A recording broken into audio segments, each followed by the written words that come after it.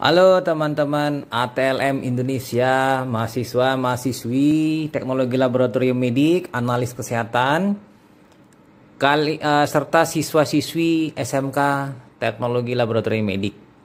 Nah, pertemuan kali ini kita membahas materi selanjutnya setelah kita membahas mengenai morfologi tiap-tiap sedimen. Sekarang kita melakukan penilaian dan penghitungan serta pelaporan sedimen. Nah, di sini teknik penghitungannya dan pelaporannya lah yang penting, yang menjadi baris bawah untuk sebuah hasil output hasil laboratorium yang akan dibaca oleh klinisi. Oke, langsung saja bersama saya Ahmad Lab di channel ATLM Indonesia. Mari kita bersama-sama menyimak materi belajar atau materi kuliah ini bagi teman-teman yang menyimaknya. Nah, sebagai pembuka, kita menilai dulu penilaian perkiraan sedimen urin dulu. Ini kadang-kadang kan secara makroskopis kita akan menemukan urin, lalu kita bisa menduga-duga nanti sedimennya bagaimana. Ya, ini pendekatan perkiraan. Nah, pertama, saat kita melakukan uji carik celup menggunakan stick atau multi-stick.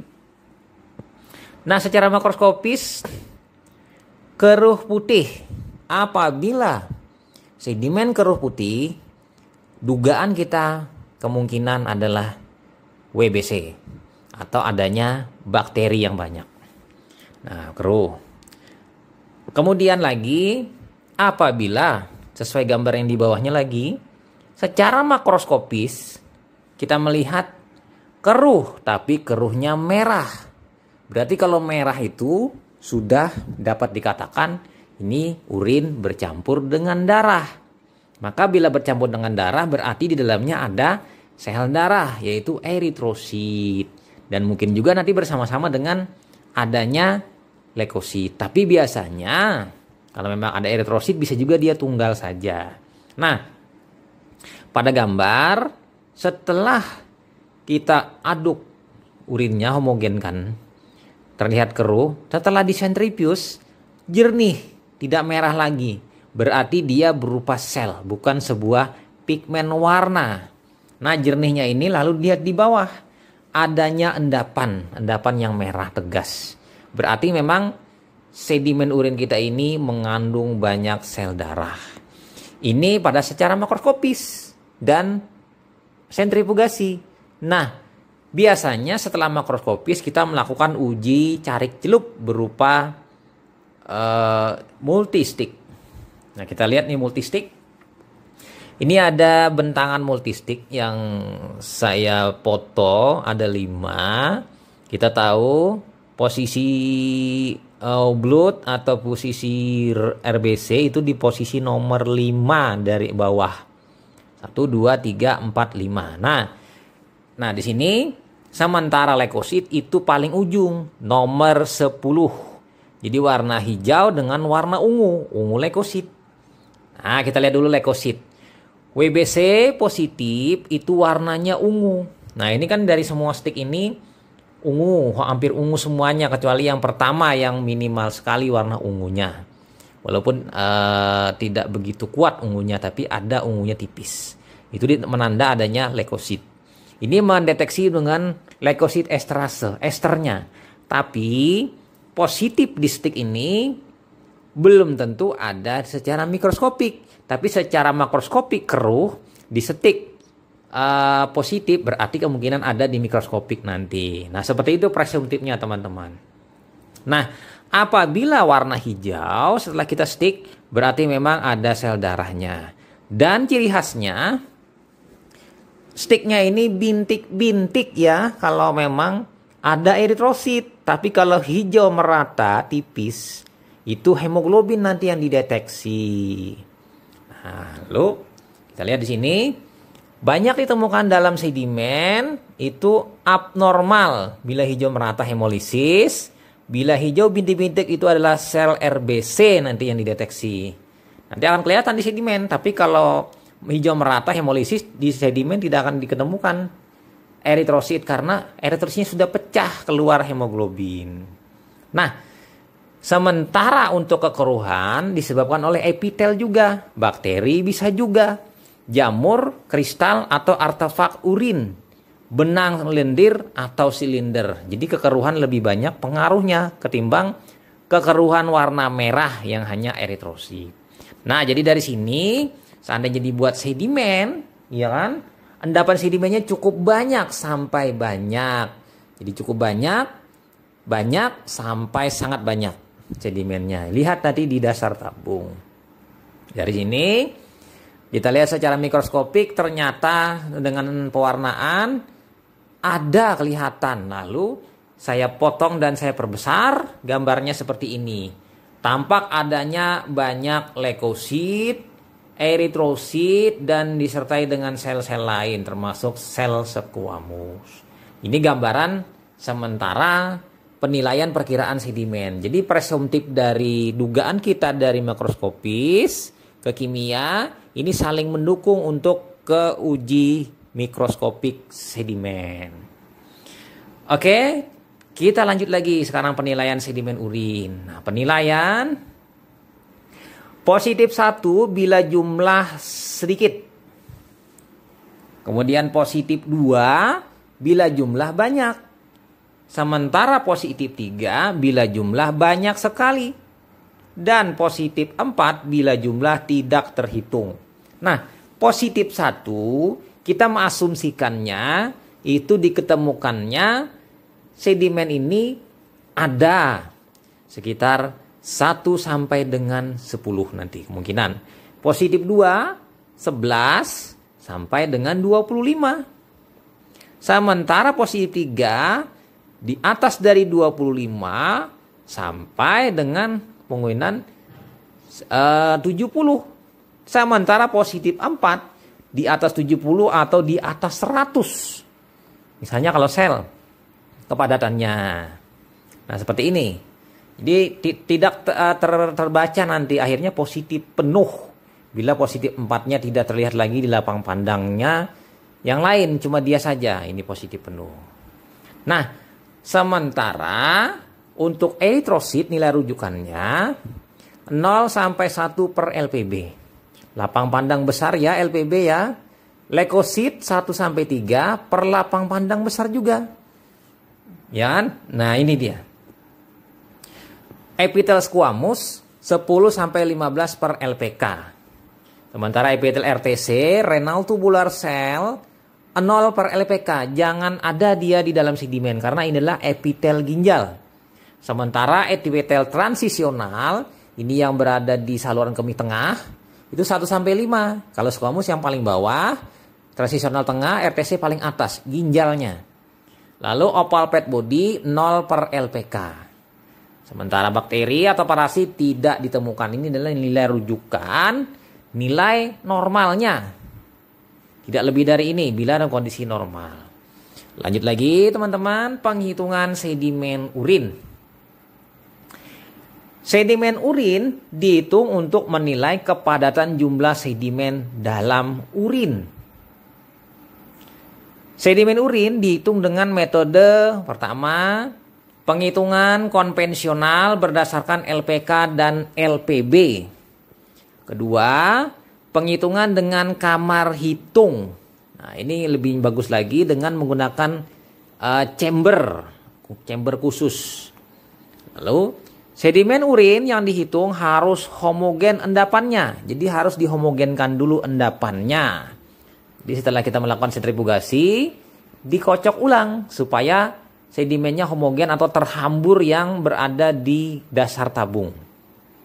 Kemudian alat counter diperlukan bila unsur sedimen jumlah cukup banyak. Jadi kalau misalnya Anda menggunakan alat counter, boleh dihitung menggunakan alat counter.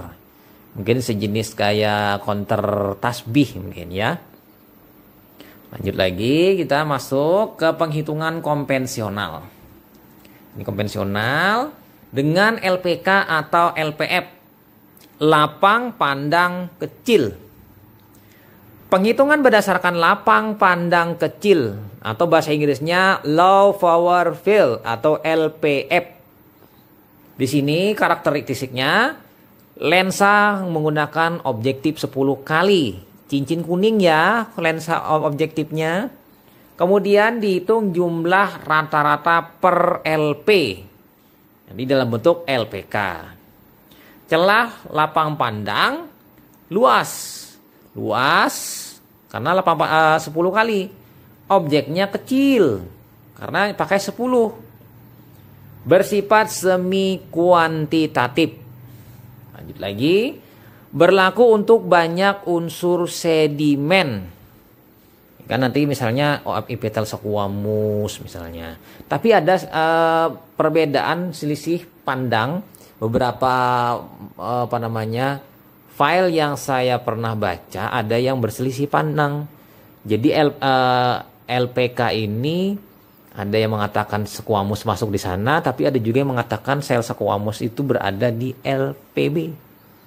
Nah, sekarang kita masuk ke LPB-nya. Lapang pandang besar atau HPF. Penghitungan berdasarkan lapang pandang besar. Bahasa Indonesianya High Power Field atau HPF.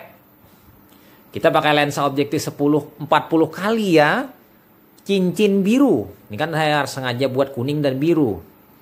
Kemudian dihitung jumlah rata-rata per LP, per lapang pandang. Dihitung rata-rata. Celah lapang pandang kecil, objeknya besar. Lalu bersifat semi kuantitatif dan berlaku untuk eritrosit, leukosit, dan sel glitter. Jadi ini berlaku untuk sebenarnya idealnya hanya untuk eritrosit dan leukosit saja di lapang pandang besar. Tapi nanti tiap laboratorium beda-beda, ada yang mencantumkan nanti epitel ginjal, RTC, ada juga yang mencantumkan yang lainnya. Tapi kalau saya sih pribadi eksklusif LPB ini untuk eritrosit dan leukosit. Nah, bagaimana cara penghitungan LPK?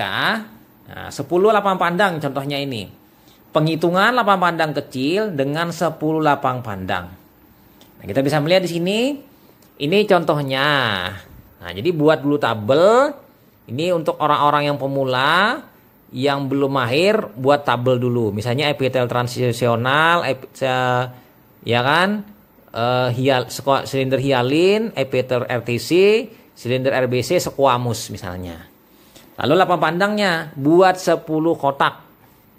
Lalu misalnya kita ngambil sel squamous dulu, paling bawah. Squamous 105 dapatnya. Habis itu yang kedua putar lagi, dapat 113, putar lagi dapat 101, putar lagi 104, putar lagi 107, putar lagi 109, putar lagi 105, putar lagi pindah lapang pandangnya 102, pindah lagi lapang pandangnya yang ke-9 109, pindah yang ke-10. Nah, yang ke-10 ini dapat 103. Lalu ditotalkan semuanya, squamousnya adalah 1058.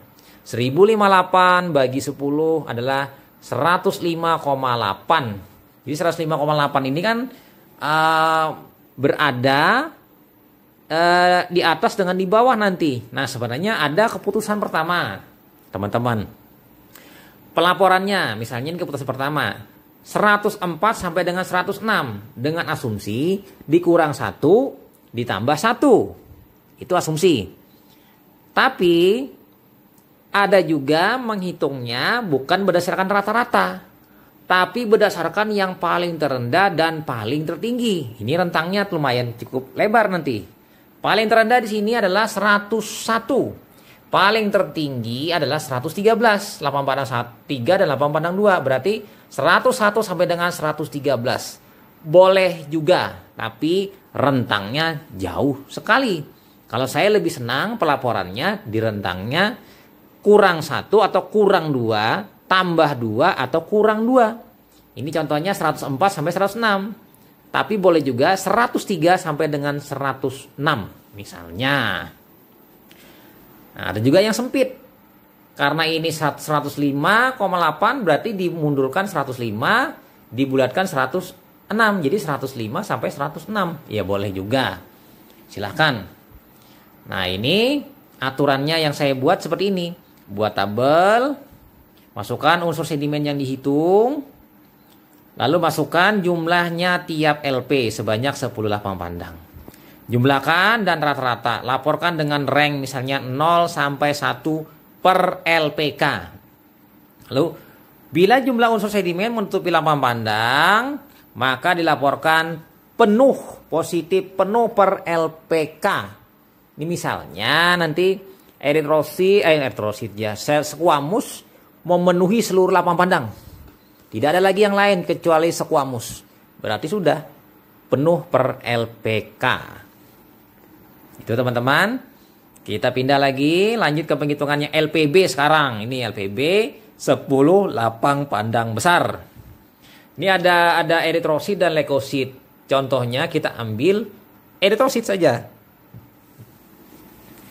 Lapang pandang 1, 1, 2, 0, 3, 2, 4, 1, 5, 0, 6, 1, 7, 2, 8, 1, 9, 1, 10, 2.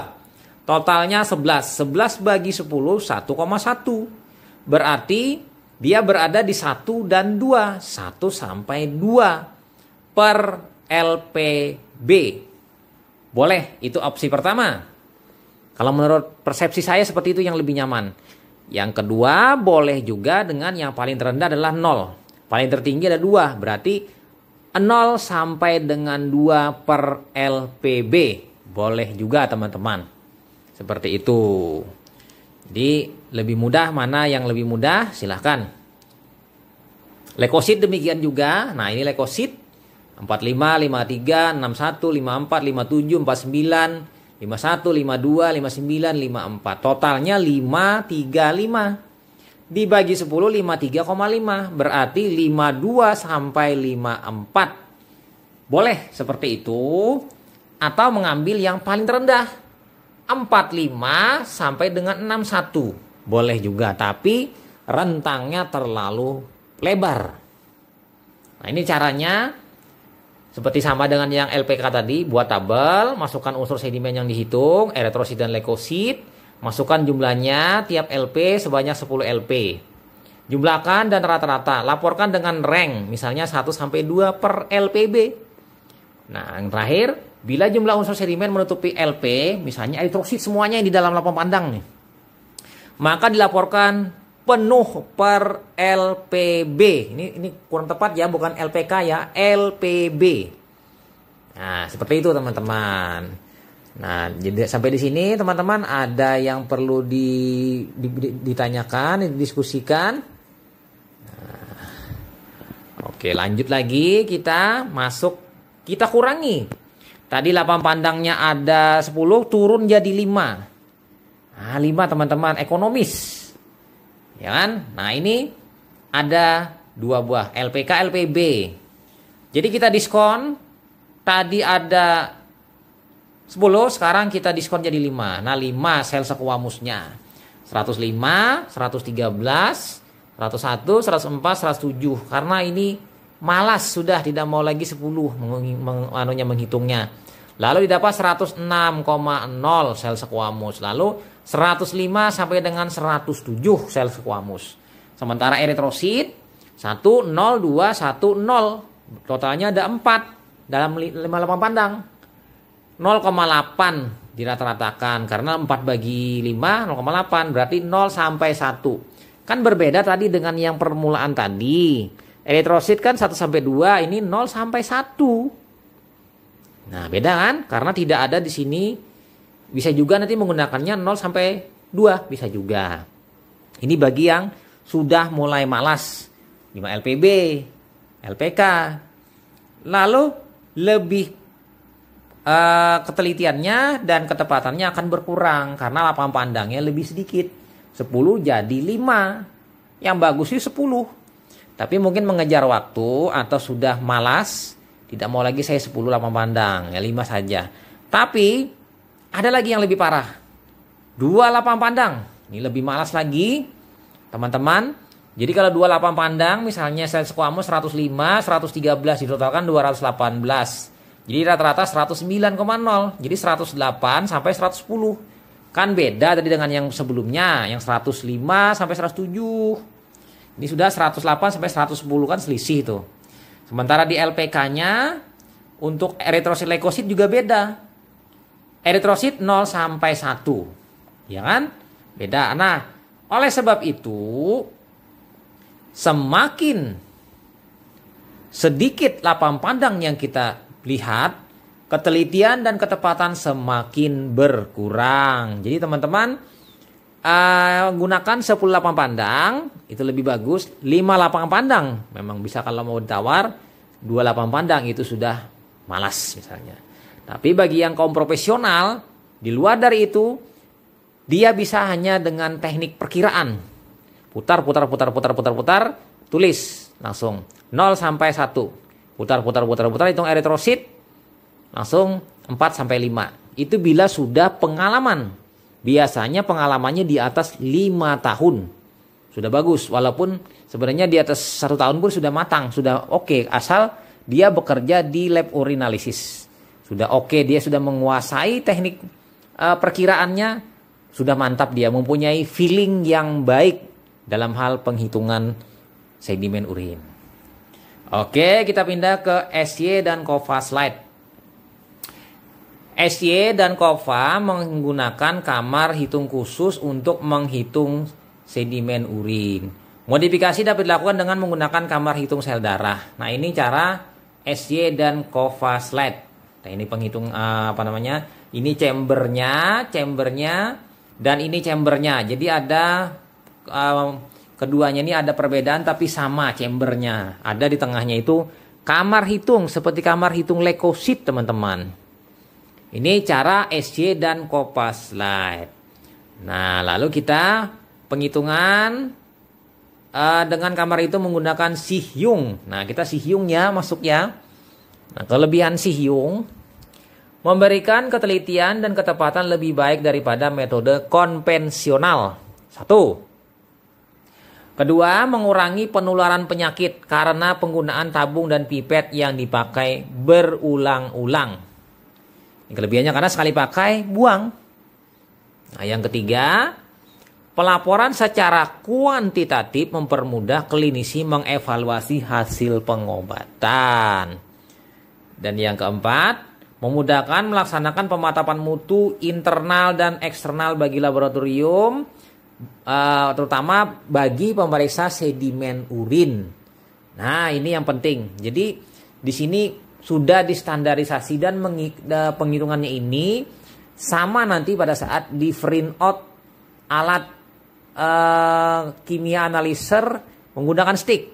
Keluar berapa nanti eritrositnya, mikron-mikronnya, leukositnya juga mirip nanti dengan ini. Terutama yang dihitung di sini adalah menghitung jumlah leukosit dan eritrosit. Nah, kamar hitung Sihyung yang terbuat dari akrilik, kamar hitung yang digunakan dengan bidang sedang, itu leukosit ya, yang mempunyai luas 4 kali 1 meter persegi, yang terdiri dari 24 kotak kecil dengan tinggi 0,05 mm. Jadi agak beda dengan tinggi kamar hitung. Tabung plastik bertutup berskala dengan ukuran 12 ml. Tabung plastik untuk sedimen yang di bawahnya ada kerucutnya. Pipet tetes berukuran 1 ml yang kita perlukan, mikroskop, centrifuge swing bucket rotor. Jadi swing centrifugenya. Kemudian zat warna Steinhaber Malbin atau Sihyung. Bisa salah satu nanti dipakai. Nah, metode Sihyung, urin dikocok homogen. Kemudian tuangkan 12 ml urin, ya kan, ke dalam tabungnya. Lalu setelah itu ditaruh di sentrifuge secara berpasangan. Di sentrifuge 5 menit 2000 rpm. Kalau literatur yang lama mengatakan 1500 rpm. Kalau alasan saya mengapa memakai 2000 rpm, ada literatur lain yang mengatakan 2000 sampai 3000 rpm. Karena seperti ini, 1500 rpm ternyata tidak sanggup mengendapkan sedimen di dasar tabung dengan baik. 2000 rpm sudah bagus, tapi kalau kelebihan terlalu cepat, misalnya 3000 rpm atau 4000 rpm, kemungkinan rusak sedimennya yang sudah disentrifus tadi. Nah, dibuang urin hingga tersisa 0,6 ml sedimennya. Setengah mili ya. Tambahkan 1 tetes zat warna Sihyung atau Steinheimer Malbin. Karena sisanya 0,6 atau kurang lebih setengah mili, tambah 1 tetes. 1 tetes berapa? Berapa mililiter? Ya. Ya kan?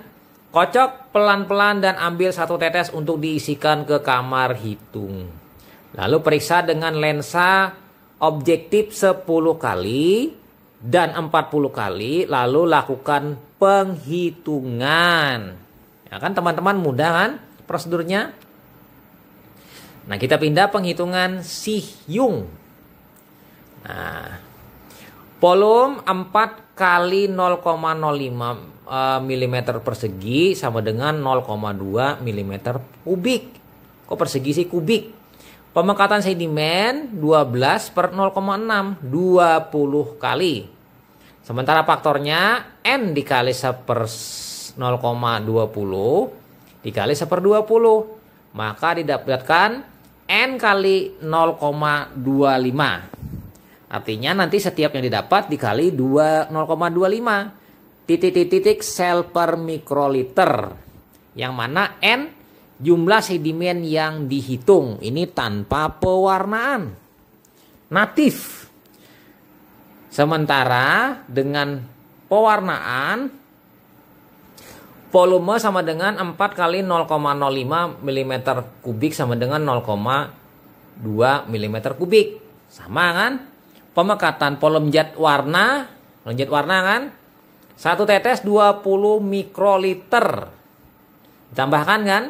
Sehingga pengenceran sedimen 20 per 21 dikali 20 sama dengan 19,05 kali.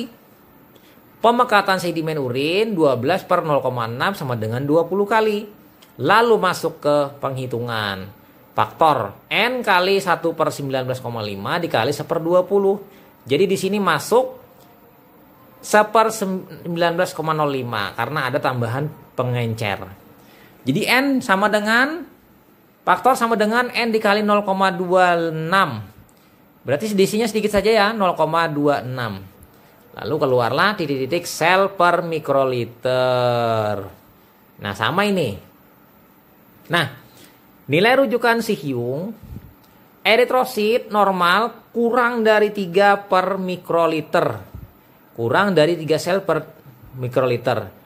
Suspek 4-8 sel per mikroliter. Sementara abnormal di atas 8 sel per mikroliter. Ini menggunakan nilai rujukan dan ini bersamaan dengan nilai pada multistik nanti ya, atau menggunakan reader alat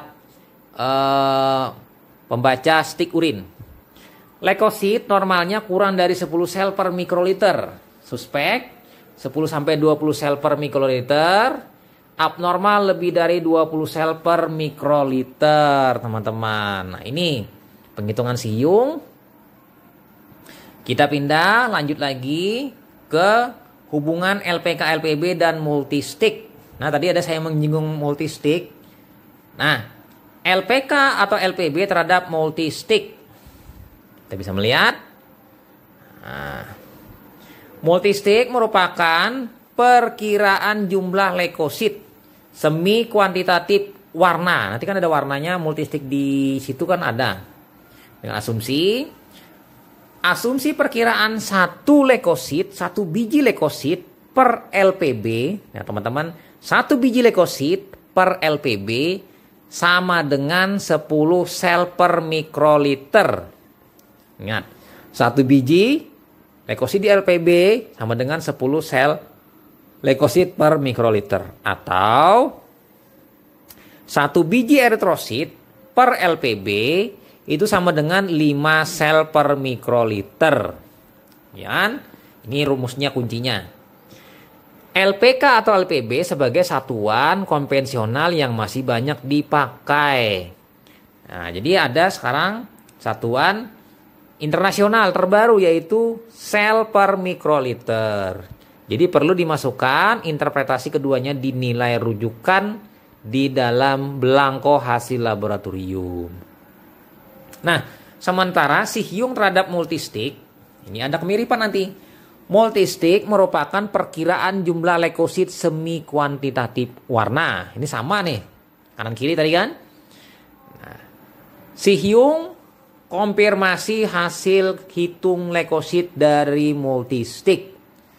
Jadi multistik itu ada maksimalnya misalnya positif 3 leukosit, dia cuma bisa memunculkan 3. 3 itu berapa? Sedikit aja. Kemudian begitu dihitung ternyata lebih dari 3 nanti pada saat di si Hyung. Lalu harus terjadi kesamaan antara hasil positif multistik 10 tes di leukositnya atau eritrositnya, blood kan, dan leukosit esterase dengan hitung si Hyung. Lalu ketidaksamaan karena multistik mendeteksi kehadiran leukosit berdasarkan enzim leukosit esterase dan juga deteksi blood berdasarkan hemoglobin atau eritrosit. Eritrosit bintik-bintik, hemoglobin merata. Nanti beda nanti di sini perbedaannya. Nah, untuk lebih jelasnya kita bisa melihat hubungan derajat positif multistik dengan jumlah sel pada berikut ini. Eritrosit multistik. 1 positif itu 5 sampai dengan 15 sel per mikroliter, itu dikatakan small. Ini nanti kalau teman-teman ada punya alat reader, keluar leukosit, eritrosit small, berarti sedikit kan? Berarti jumlahnya 5 sampai 15 sel per mikroliter. Kemudian 2 plus, berarti 30 sampai 100 sel per mikroliter, moderat, sedang atau tengah-tengah. Positif 3 nanti, ya lupa ini, positif 3, 150 sampai 300 sel per mikroliter, itu large. Banyak sekali ditemukan. Nah, bila di atas 300, multistik tidak sanggup lagi. Oleh sebab itu, harus pakai si Hyung atau pakai teknik penghitungan menggunakan kamar hitung. Nanti ketemunya ternyata 400 misalnya. Ini kan 300 saja dia sanggupnya. Nah, seperti itu gambarannya teman-teman. Lalu, gambaran kasar Rengsel tidak jumlah sebenarnya, dia hanya memberikan gambaran kasar. Nah, teman-teman bisa melihat di bawah ini. Nah, di bawah ada tulisannya blood 60 second, ada positif, kemudian trace positif 1, positif 2, positif 3, kemudian ada 5 sampai 10, 50 eri per UL mikroliter. Nah, itu kita setarakan dengan yang di atas tadi. 50 eri per UL. Nah, ini itu. Sementara leukosit esterase dari multistik kita bisa melihat di sini, di sebelahnya. 1 plus sama dengan 10 sampai 25 sel per mikroliter, itu dikatakan sedikit atau small. 2 plus itu 75 sel per mikroliter, itu moderat. Sementara 3 plus 500 sel per mikroliter, itu large. Banyak. Jadi large kan banyak itu. Bila di atas 500 sel per mikroliter, ini kan positif 3 nih. Tidak bisa sanggup lagi multistik, tapi harus menggunakan teknik penghitungan menggunakan kamar hitung atau si Hyung atau KOVA, SY-KOVA tadi. Gambaran kasar Rengsel tidak jumlah sebenarnya. Nah, ini ada contohnya di bawah ini untuk leukosit. Ada negatif, kemudian positif per negatif ini trace itu 15. Tapi bila 70 positif 1, 125 itu positif 2, 500 itu positif 3. Jadi kalau misalnya ada positif 3 berarti perkiraannya 500 leukosit per mikroliter. Nah, ini adanya enak sekali kan menginterpretasinya. Ini yang sudah modern. Sekarang kita pindah ke aturan pelaporan yang konvensional. Eritrosit, leukosit, sel glitter, dan oval pad body dilaporkan sebagai jumlah rata-rata sel per LPB. Ya kan? Kemudian Silinder dan sel epitel dilaporkan sebagai jumlah rata-rata sel per LPK. Sementara kristal-kristal dilaporkan dengan derajat atau tingkat positif, yaitu negatif, positif 1, positif 2, positif 3. Sementara bakteri, jamur, dan hifa dilaporkan dengan derajat atau tingkat positif. Negatif, positif 1, positif 2, positif 3. Sama kan dengan kristal ini. Mikroorganisme lain dilaporkan dalam negatif atau positif. Misalnya, Trichomonas, positif atau negatif. Kemudian telur cacing dilaporkan dalam negatif dan positif juga. Mucostrid, benang lendir, dilaporkan dalam negatif dan positif juga. Kita lanjut. Nah, ini contohnya pembesaran 10 kali. Nah, saya ringkaskan ini daftarnya dan daftar sebelahnya. Ini adalah daftar pelaporan unsur-unsur sedimen. Jadi teman-teman bisa menyimaknya dan melihatnya satu persatu berdasarkan yang saya tayangkan 2 buah yang warna putih ini. Ada yang nomor 1 dan nomor 2. Oke teman-teman. Di situ kan ada LPK, ada LPB yang nomor 2 paling bawah. Oke, masuk kita ke rentang rujukan. Rentang rujukan atau reference value rank, ini ada nilai rentang untuk batas rujukan hasil. Rentang rujukan dibuat oleh laboratorium sesuai kriteria yang dibuat laboratorium tersebut. Nilai rujukan terhadap kondisi rata-rata dari pasien dalam menjaring dan membedakan antara normal dan tidak normal. Ini contoh saya ambil dari screenshot dari luar negeri. Ini ada reference rank, normal value are as follows. Jadi di sini ada kita melihat di sedimennya. Blood itu kurang dari 3 per RBC, protein kemudian RBC kurang dari 2 RBC per HPF, ya kan? 2 LPB.